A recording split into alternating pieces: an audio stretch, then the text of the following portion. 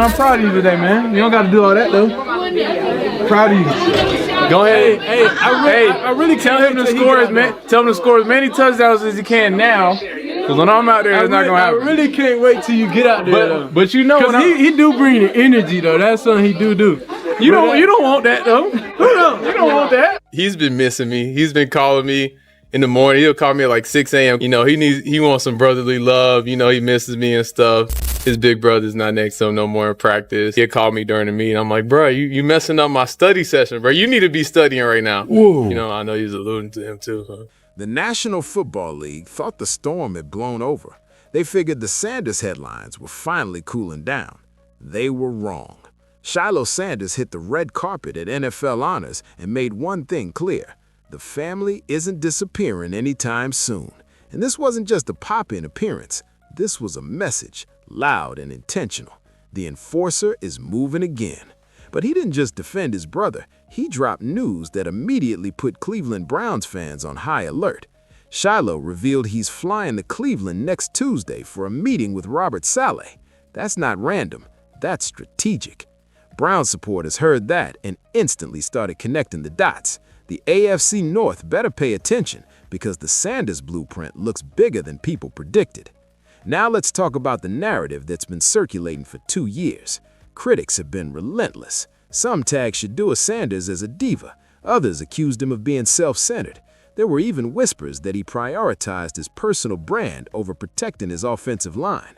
That storyline gained traction, but Shilo grabbed the mic and addressed it head-on.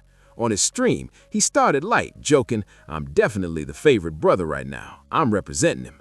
Then his tone shifted. It got real.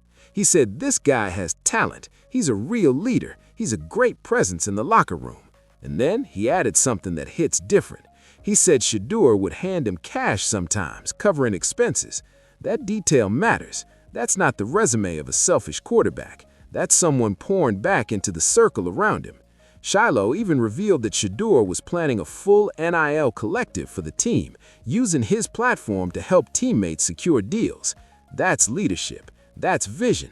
That's understanding the modern era of college football. So let me ask you, does that sound like a diva? Or does that sound like a quarterback who knows when he elevates, everybody eats? The media tried to frame the Sanders family as distant from teammates, perched in some imaginary tower. But Shilo's comments flipped that image completely. According to him, Shedeur was the one grabbing the dinner bill. So, how does it feel lighting the defense up when I'm not out there versus when I'm out there and you don't light the defense up? How does that feel? Are you happy? This is a different offense. He can't be right.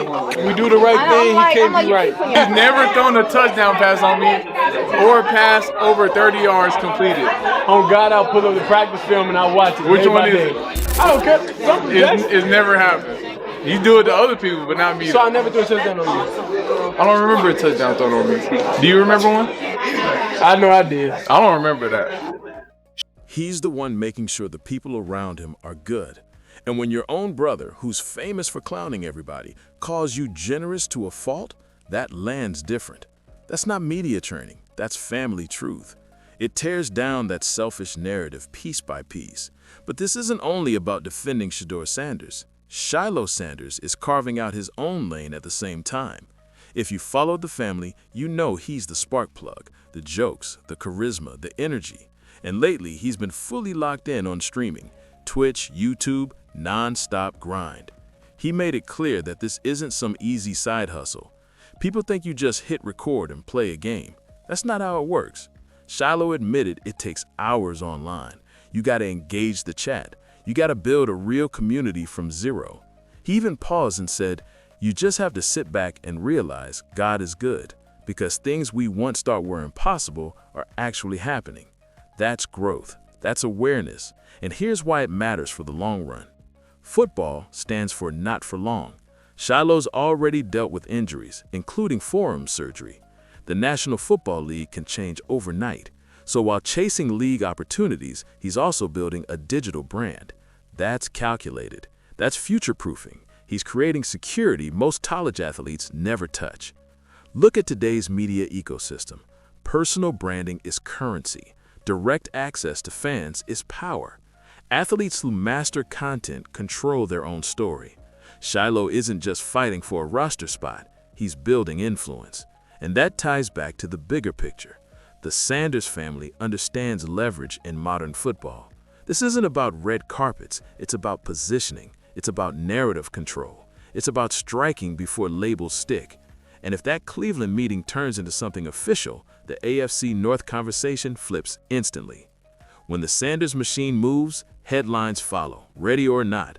Shilo carries that same viral electricity, that same camera-ready presence. If football ended tomorrow, he wouldn't panic.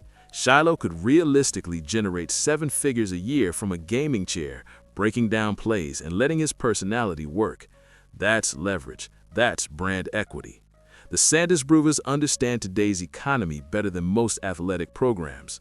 They're not waiting on contracts. They're building platforms. They're owning their story. They're stacking options. That's modern athlete mentality. While some players depend solely on deals, the Sanders family treats media like a second playbook, and they're executing it. Now, we can't talk about the Sanders legacy without acknowledging the most overlooked piece. Deion Sanders gets the spotlight. Shedeur gets the headlines.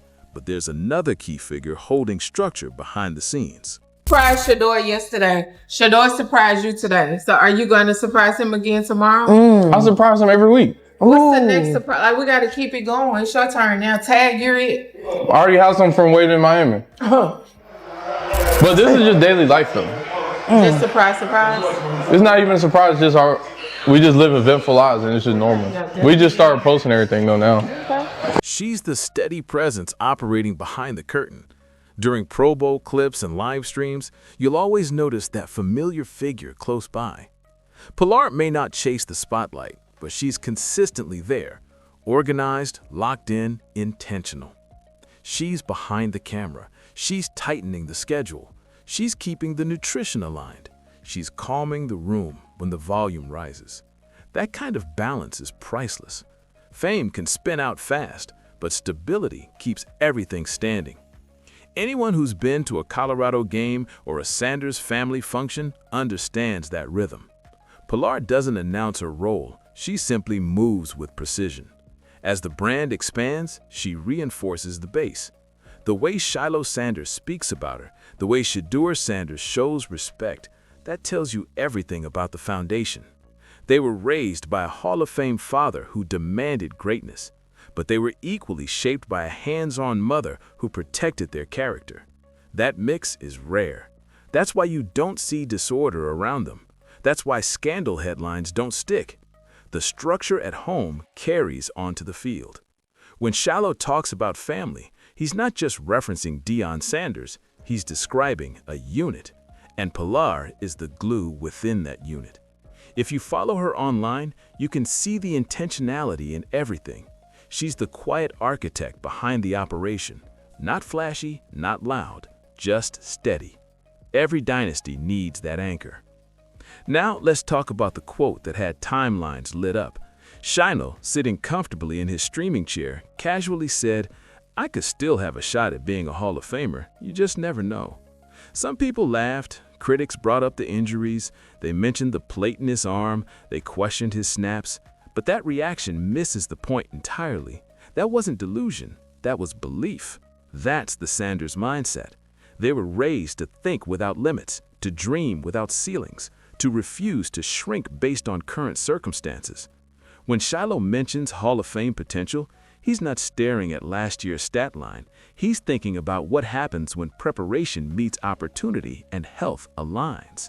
Before the injury, he was making real impact plays, big hits, takeaways, defensive scores. He wasn't just occupying space, he was shifting momentum. The talent is there, the instincts are sharp, the competitive edge is real. And that Hall of Fame comment reveals something deeper. He still views himself as elite. Y'all dirty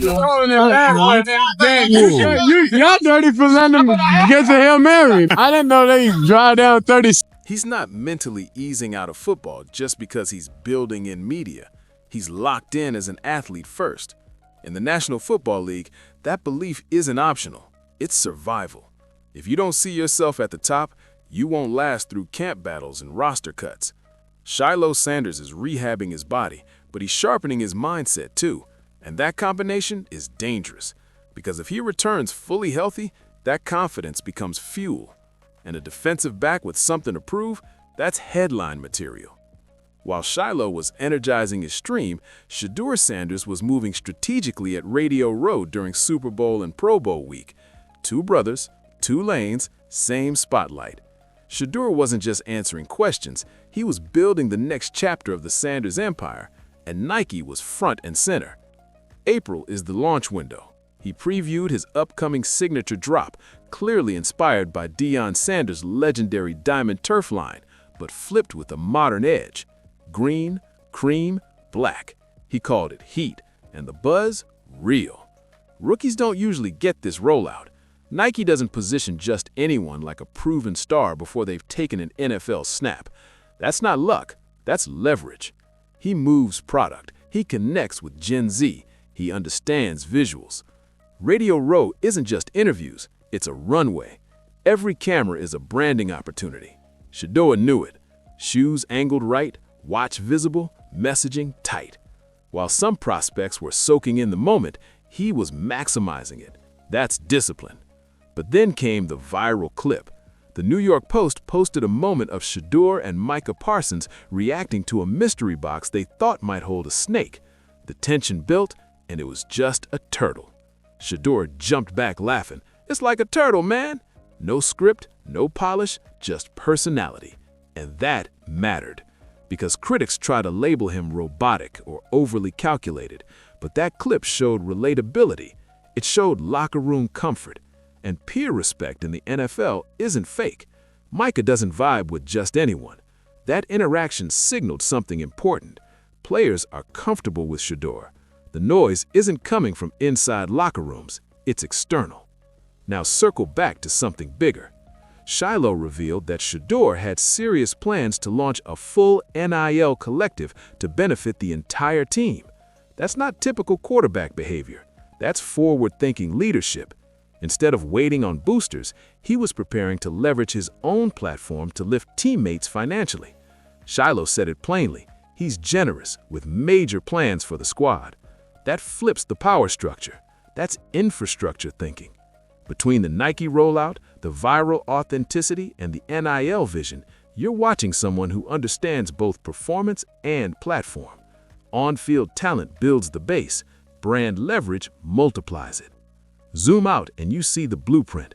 Performance, platform, financial literacy early, media fluency under pressure, family structure anchoring it all.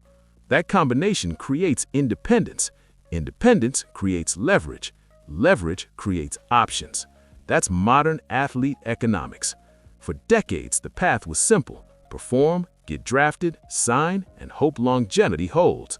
Now, brand equity. Direct-to-consumer content, equity deals, licensing, streaming. The Sanders family understands all of it.